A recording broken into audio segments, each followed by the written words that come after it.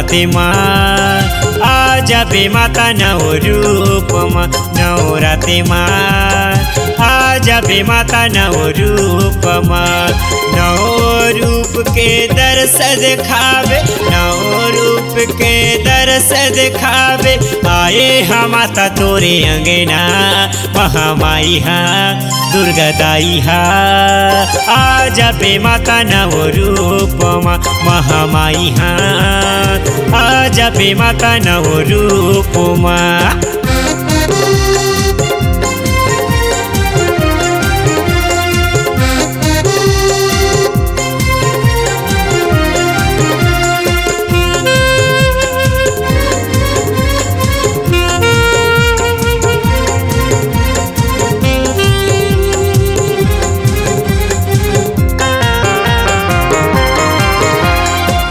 पहली रूप तोरे शैल पुत्री दूसरा रूप ब्रह्मचारिणी तीसरा रूप तोरे चंद्र घंटा माता तय हबीराजे।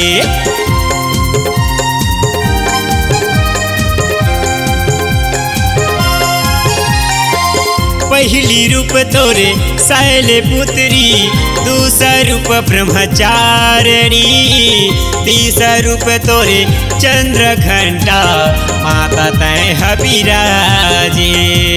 तीसरा रूप तोरे चंद्र घंटा माता तय हबीराजे।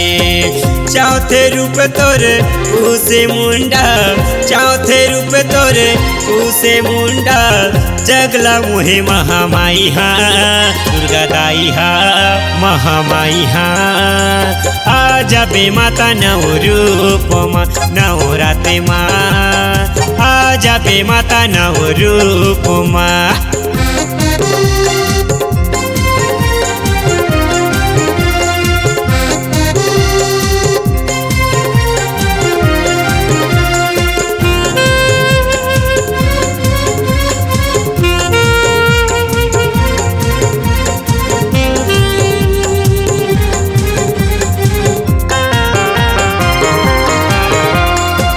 पाँचे रूप तोरे स्कंद भवानी छठे रूप कल्याणी साते रूप तोरे काल रात्रि आठे रूप महागौरी।